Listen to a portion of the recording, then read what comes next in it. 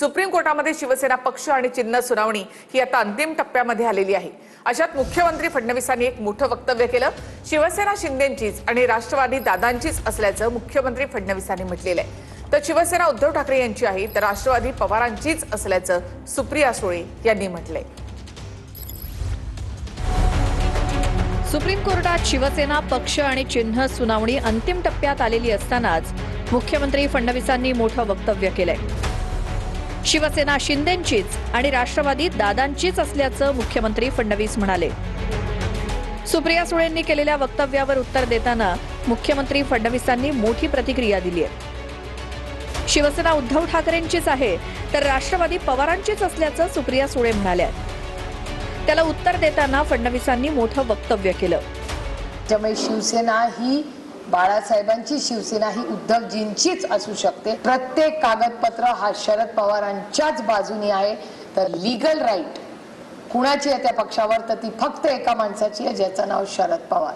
त्याच्यानंतर त्यांनी तो पक्ष कुणाला द्यावा त्याचं काय करायचं हा अधिकार त्यांना आहे ना ॲज अ प्रेसिडेंट। आणि लोक न्यायालयाने शिवसेना ही सन्मान्य एकनाथराव शिंदेजींची आणि राष्ट्रवादी ही अजितदादा पवारांची आहे यावर शिक्कामोर्तब केलेला आहे।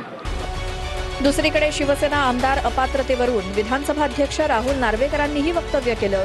त्यांना राऊतांनी उत्तर दिलंय। कायद्याच्या सगळ्या तरतुदींचं पालन करून disqualification of members on the grounds of defection rules 1986 त्याचप्रमाणे 10th शेड्यूल मधले जे प्रोव्हिजन्स आहेत ते या सगळ्याचं पालन करून सुप्रीम कोर्टने दिलेल्या निर्देशाप्रमाणे आम्ही त्या निकषात बसून योग्य निर्णय घेतलेला। जो आमदार अपात्र होणार आहे पक्षांतरानंतर अँटी डिफेक्शन लॉ नुसार त्या अपात्र ठरणाऱ्या व्यक्तीला तुम्ही राज्याचा मुख्यमंत्री केलं हे देशाच्या घटनेच्या विरोधात संविधानाविरुद्ध आणि 10th शेड्यूलच्या विरोधामध्ये। तरी व्यंग करणार नाही पण परळीच्या टोळीच्या नादी लागू नका असं म्हणत जरांगेंनी मंत्री बावनकुळेंच्या प्रतिक्रियेला उत्तर दिलं। आता माफ करतो पुढे चूक झाल्यास सोडणार नाही असा इशारा सुद्धा जरांगेंनी बावनकुळे यांना दिला। मला या गोष्टीचं वाईट वाटतं आहे की मी कोणाशी वाईट वागलो नाही। माझ्याशी असं का होतंय नक्की मनामध्ये खंत आहे। माझं व्यंग या पद्धतीने करणे हे न पटणार आहे। काय माझाही परिवार आहे, माझ्याही घरामध्ये 2 मुलं आहेत, सून आहे, मुलगी आहे, नातू आहेत, माझी पत्नी आहे, माझे वडील आहे, माझी आई 3 वर्षापूर्वी गेली, आईचं दूध। अशा वेळी मात्र ठीक आहे कोणाला वाटतं चांगलं तर त्यांनी केलं। मनोजदादा जरांगे पाटलांच्या या भाषेचं किंवा केलेल्या आवाजच्या भाषेचं मी समर्थन कधीच करणार नाही। त्यांना एकच गोष्ट सांगितली होती कोणाबद्दल वैयक्तिक व्यंग टीका कोणाच्या आया बहिणीवरनं टीका करणे योग्य नाही। आमच्या मराठा समाजाची लेक ज्याच्या घरात आहे त्याच्याबद्दल आम्ही नाही बोललं पाहिजे। कोणाबद्दलही बोलत असताना दादानी आज समाजाचं नेतृत्व करतायत तर ते समाजाच्या नेतृत्वाला कुठे डाग लागणार नाही याचा देखील प्रयत्न केला।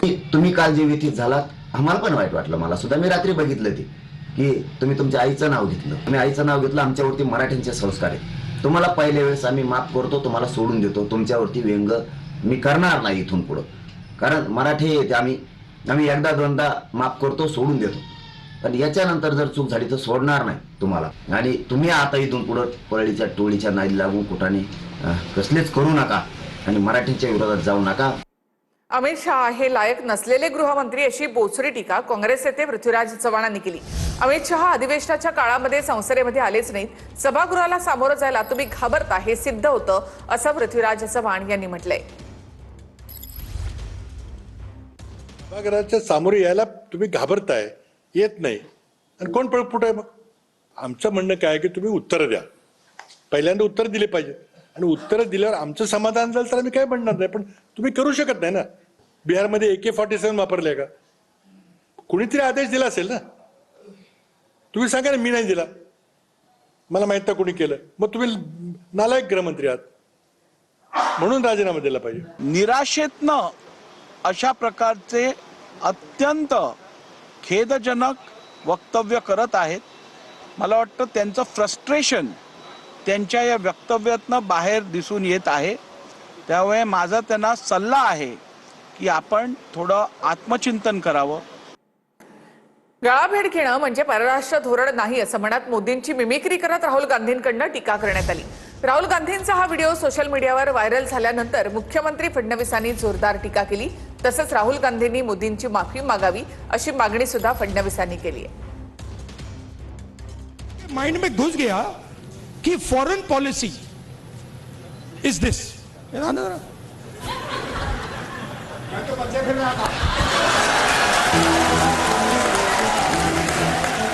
पंतप्रधान मोदींच्या परराष्ट्र धोरणावर काल लोकसभेचे विरोधी पक्षनेते राहुल गांधींनी जोरदार टीका केली. राहुल गांधींनी मोदींची मिमिक्री केली आणि गळाभेट घेतल्याची कृती करून मोदींवर निशाणा साधलाय.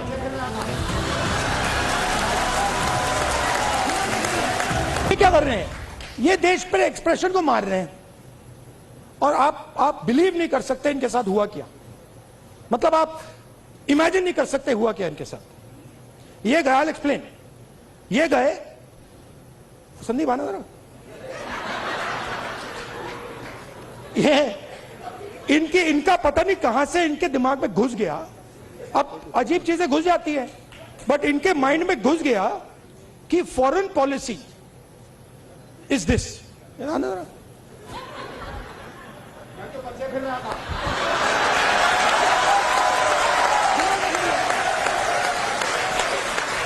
अब पता नहीं किसने डाला, कहां से घुसा कि भाई फॉरेन पॉलिसी का मतलब imagine the ignorance. Foreign policy. एक चीज पूछ सकता हूं? हाँ. मेलनी समझ के तो नहीं पकड़ा था?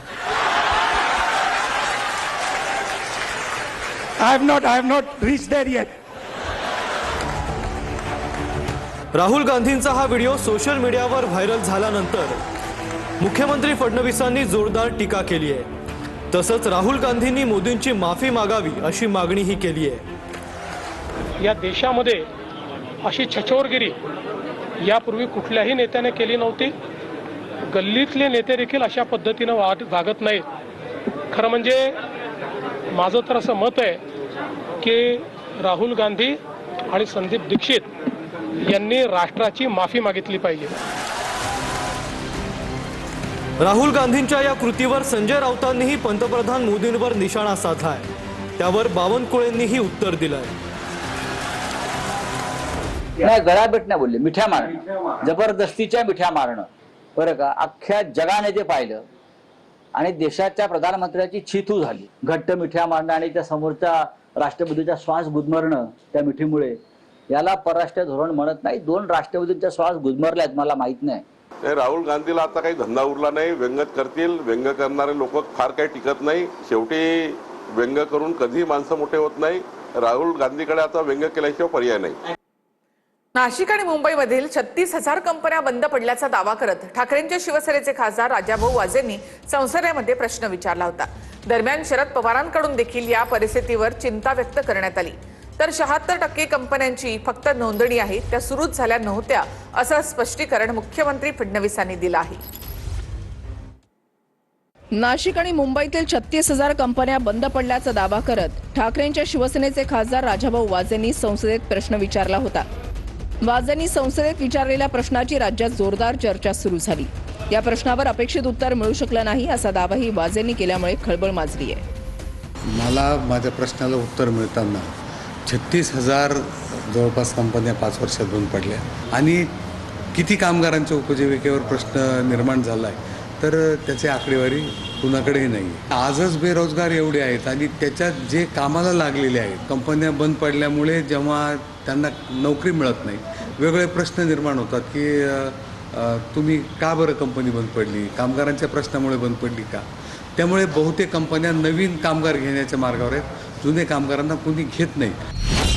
त्याआधी चाकण इंडस्ट्रीज फेडरेशनने घेतलेल्या पत्रकार परिषदेत तिथल्या समस्यांचा पाढा मांडण्यात आला होता. चाकण MIDC मधल्या 20 कंपन्या खड्डे, वाहतूक कोंडी आणि अपुऱ्या पायाभूत सुविधांमुळे स्थलांतर करणार असल्याचं या पत्रकार परिषदेत जाहीर करण्यात आलं. या घटनांनंतर शरद पवारांनी फेसबुक पोस्ट करत काही गंभीर प्रश्न उपस्थित केले. चाकणमधील 20 कंपन्यांनी स्थलांतर करण्याचा निर्णय घेतल्याची बाब अत्यंत गंभीर आहे. या 20 कंपन्यांमध्ये सुमारे 2,000हून अधिक कामगार कार्यरत आहेत. 5 वर्षात 36,211 कंपन्या बंद. त्यामुळे किती रोजगार गेले याची माहिती सरकार दरबारी नाही. पायाभूत सुविधांच्या अभावामुळे उद्योगाचं स्थलांतर होणं भूषणावह नाही. राज्य सरकारने या प्रश्नाकडे तातडीनं लक्ष देण्याची गरज आहे. पवार साहेब ज्येष्ठ नेते आहेत. ते नेहमी महाराष्ट्राच्या हिताचा विचार करतात, म्हणूनच त्यांच्यापर्यंत चुकीची माहिती जाऊ नये या दृष्टीनं खरी माहिती मी त्या ठिकाणी दिली. ज्या नॉन फंक्शनल कंपन्या आहेत त्याचा आकडा देऊन काही लोक फसवेगिरी करतायत आणि चाकणचा जो विषय आहे तो निश्चितपणे गंभीर आहे, तो आम्ही गांभीर्याने घेतलेला आहे. त्याचा कोणी वाली नाही आहे, त्यामुळे जिल्हाधिकाऱ्याला त्याचा वाली करून त्यांच्या अंतर्गत सगळ्या एजन्सीजचं कोऑर्डिनेशन करण्याचा आम्ही प्रयत्न करतो. आहे का धमाक या सरकारमध्ये आमच्या बरोबर चर्चा करायची आणि उद्योग मंत्री जे राजकीय उद्योग करत तिथं फिरतायत त्यांनी ते बंद करावेत आणि आमच्या समोर येऊन या आकड्यावर चर्चा करण्याची हिंमत दाखवावी. शरद पवार साहेबांनी जे ट्विट केलं त्याला प्रतिसाद देणं किंवा त्या शंकांचं निरसन करणं ही उद्योग मंत्री म्हणून माझी जबाबदारी आहे. बाकीच्या ट्विटना किंवा बाकीच्या सल्ल्यांना तो राजकीय आकसापोटी जर असेल तर त्याच्याकडे मी दुर्लक्ष करतो. माननीय उद्योग मंत्री यांनी यामध्ये पुढाकार घेतला आहे. शरद पवार साहेबांनी जी सूचना दिली त्या सूचनेवर आमचे उद्योग मंत्री उदय सामंतजी हे निश्चितपणे काम करतील आणि कुठलीही इंडस्ट्री परत जाणार नाही याची काळजी आम्ही घेऊ. सगळ्यात जास्त भ्रष्टाचार 5 टॉप ज्या मिनिस्ट्रीज आहेत महाराष्ट्रात त्याच्यामध्ये उद्योग खातं आहे. मुंडे गटाचा जो अर्ध सरकार आहे, अर्ध सरकार, या अर्ध्या सरकाराकडून याच खंडणीबाजीची कामं चालू आहेत. केंद्राकडून जनगणना 2027 साठी 40 प्रश्नांची अधिसूचना जारी करण्यात आली आहे. प्रश्नांमध्ये जात, SC, ST शी संबंधित माहितीचा समावेश आहे. जनगणनेमध्ये जात, धर्म, मातृभाषा आणि शिक्षण याची माहिती देखील घेतली जाणार आहे. भारतीय पासपोर्ट असल्यास पासपोर्ट क्रमांकाची माहिती घेतली जाईल. सोबतच कोविड लस कुठे घेतली या संदर्भातली माहिती देखील द्यावी लागणार आहे. पहिल्या टप्प्यामध्ये जनगणना झाली त्यामध्ये उल्लेख नव्हता. दुसऱ्या टप्प्याचा आता गॅजेट प्रसिद्ध झालाय, राजपत्र, त्यामध्ये सुद्धा उल्लेख नाही. पण नको त्या गोष्टी त्यामध्ये विचारल्या आहेत. 40 म्हणजे त्यामध्ये 40 प्रकारची माहिती या जनगणनेच्या माध्यमातून विचारल्या. याचा अर्थ असा आहे की सरकारला सगळा डेटा पाहिजे, या डेटाचा दुरुपयोग करायचा आहे, नको त्या गोष्टी करायच्या आहेत. काँग्रेसने कधी ओबीसी समाजाला न्याय दिला नाही, 18 पगड जातीला न्याय दिला नाही. पण आमचं सरकार, मोदीचं सरकार यांनी आता जातनिहाय ओबीसीची जनगणना सुरू केलेली आहे. त्यामुळे एक मोठा फायदा सर्व 18 पगड जातीला होणार आहे. सर्व समाजाची जातनिहाय मोजणी होणार आहे, जातनिहाय जनगणना होणार आहे आणि एक मोठा ऐतिहासिक निर्णय झालेला आहे. स्वातंत्र्यानंतर असा निर्णय झालेला आहे. बार काउन्सिल ऑफ इंडियाच्या अध्यक्षांच्या विरोधामध्ये CJP आक्रमक झाली आहे. दरम्यान विद्यार्थ्यांविरोधामधला वादग्रस्त आदेश अखेर मागे घेण्यात आले. तर नलसारच्या विद्यार्थ्यांची वकील म्हणून नोंदणी करू नये असं मनन मिश्रा यांनी म्हटलंय. बार काउन्सिल ऑफ इंडियाच्या अध्यक्षांविरोधात कॉक्रोच जनता पार्टी आक्रमक झाली आहे. BCIच्या अध्यक्षांचा राजीनामा मागण्याची वेळ आली आहे अशी पोस्ट अभिजित दिपकेंनी केली. BCIचे अध्यक्ष मनन मिश्रा यांनी हैदराबादमधील national academy of legal studies या विधी महाविद्यालयाच्या विद्यार्थ्यांविरोधात एक वादग्रस्त आदेश दिला. या आदेशानुसार national academy of legal studies या विधी महाविद्यालयाच्या 2026च्या बॅचच्या विद्यार्थ्यांना वकील म्हणून नोंदणी करण्यास मज्जाव करण्यात आला. या विद्यापीठाच्या दीक्षांत समारंभाला उपस्थित राहण्यासाठी सरन्यायाधीश सूर्यकांत यांना विद्यार्थ्यांनी विरोध केला होता. बेरोजगारांचा कॉक्रोच असा उल्लेख करणारे सरन्यायाधीश कार्यक्रमाला आले तर त्यांच्या हस्ते पदवी स्वीकारणार नाही असा पवित्रा या विद्यार्थ्यांनी घेतला होता. त्यामुळे थेट विद्यार्थ्यांची वकील म्हणून नोंदणी न करण्याचा हा फतवा BCIचे अध्यक्ष मनन मिश्रांनी काढला होता. या आदेशानंतर कॉक्रोच जनता पार्टी आक्रमक झाली. कॉक्रोच जनता पार्टीचे प्रवक्ते सौरव दास यांनी थेट मनन मिश्रा यांच्या वार्षिक खर्चाचा हिशोब मांडला. CJPच्या सौरव दास यांनी BCIच्या ऑडिटचा फोटो शेअर केला. बार काउन्सिल ऑफ इंडियानं केवळ एका वर्षात बैठका आणि संमेलनांवर तब्बल 14 कोटी रुपये खर्च केल्याचा दावा सौरव दास यांनी केला. 14 कोटी रुपयांचा खर्च नेमका कुठे आणि कसा होत आहे? प्रवासावर आणि मुक्कामावर 12 कोटी रुपये खर्च करण्यात आले आहेत. BCIनं तरुण वकिलांसाठी आणि लॉ स्कूलसाठी नेमकं काय कल्याण केलं आहे? शिवाय 2012 साली पद स्वीकारलेले मिश्रा 2030 पर्यंत पदावर राहणार आहे अशी पोस्ट सौरव दास यांनी केली. 2012 से लेके अभी तक आपने क्या काम किया उसका आप ब्यौरा दीजिए. आपका अकाउंटेबिलिटी भी बहुत इंपॉर्टेंट है. तो मैं रिक्वेस्ट करूंगा कि सारे के सारे लोग जो ये वीडियो देख रहे हैं, लीगल कॉकरोचर्स, लॉयर्स, एडवोकेट्स एंड जो युवा है वो एक पीसफुल प्रोटेस्ट करे बार काउंसिल ऑफ इंडिया के बाहर अगर मनन कुमार मिश्रा जी ये नोटिफिकेशन को इमीडिएट इफेक्ट से विड्रॉ नहीं करते हैं. तर अभिजित दिपकेंनी सुद्धा आता मनन मिश्रा यांचा राजीनामा मागण्याची वेळ आली आहे अशी पोस्ट केली आहे. राज्यसभेच्या जागेसाठी मनन मिश्रांचा हा खटाटोप असल्याचं दिपके म्हणाले. दरम्यान या वादामध्ये सरन्यायाधीश सूर्यकांत यांनी थेट हस्तक्षेप केला. नॅशनल अकॅडमी ऑफ लीगल स्टडीजच्या विद्यार्थ्यांच्या वकील म्हणून नोंदणीवर बंदी घालण्याचा आदेश पूर्णपणे अनावश्यक असल्याचं सरन्यायाधीश म्हणाले. बीसीआयला यात हस्तक्षेप करण्याचा अधिकार नाही, ही माझ्या आणि विद्यार्थ्यांमधल्या संवादाची बाब आहे, असं सरन्यायाधीश म्हणाले. सरन्यायाधीशांच्या हस्तक्षेपानंतर आणि सीजेपीच्या वाढत्या विरोधानंतर बार काउन्सिल ऑफ इंडियानं आपला आदेश मागे घेतला.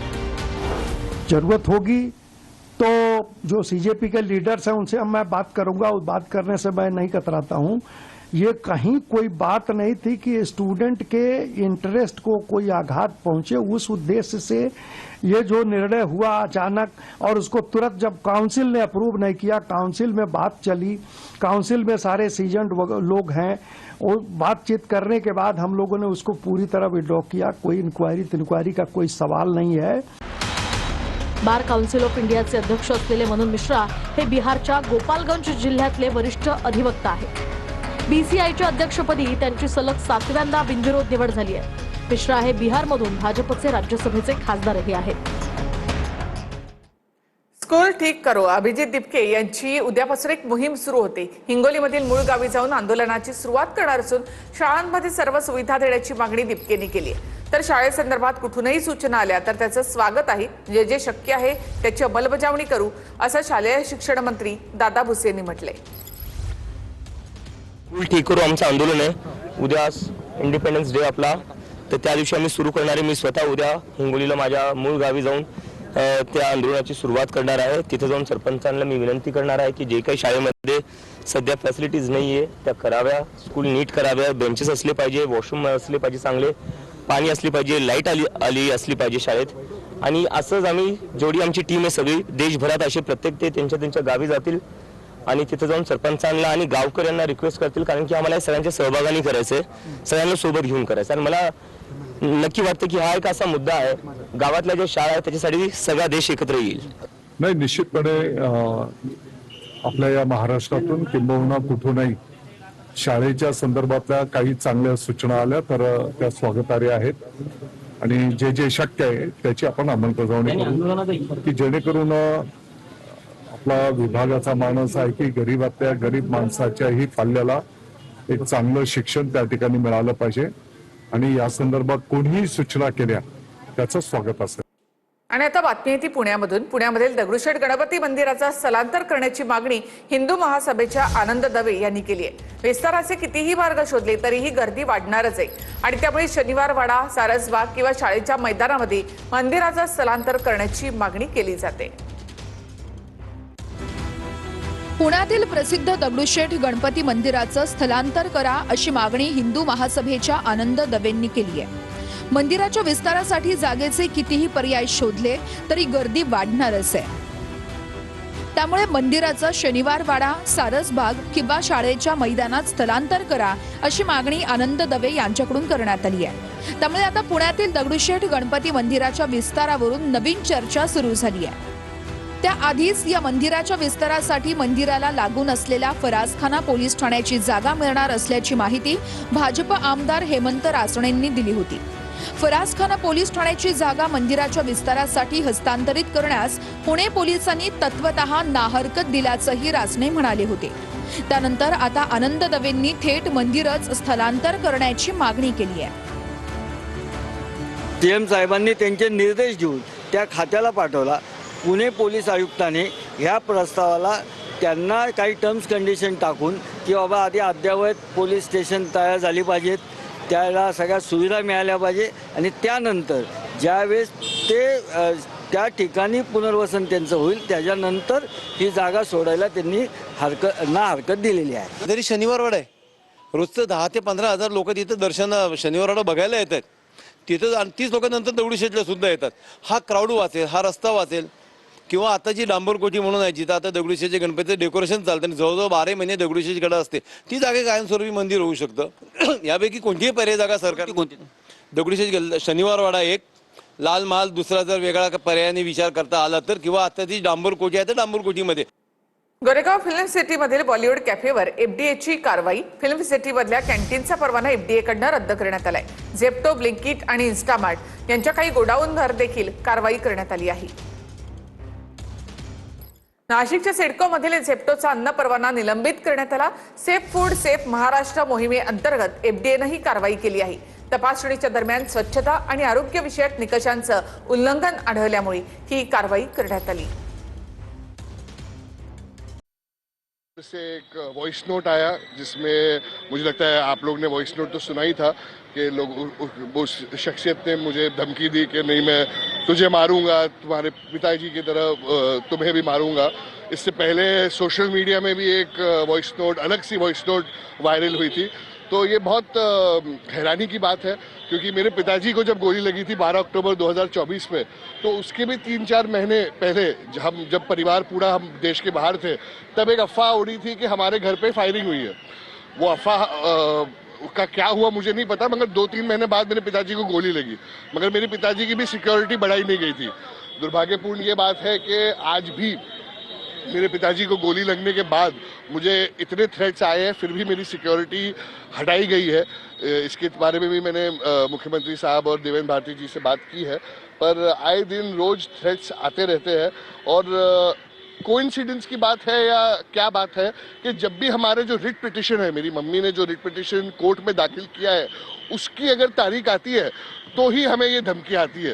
तो मुझे लगता है जो स्पेसिफिक बिल्डर लॉबी है, जो बुजदिल बिल्डर लॉबी है, वो अपने बुजदिल लोगों के माध्यम से जो थ्रेट्स भेज रही है, ये उनका ही काम है. मगर इन चीज़ों से मैं कभी नाक पे पहले भी डरा था, ना अब भी डरता हूँ. मगर एक काम है पुलिस को इत्तला करने का. अभी उनकी जिम्मेदारी है कि वो सुरक्षा बढ़ाए नहीं बढ़ाए.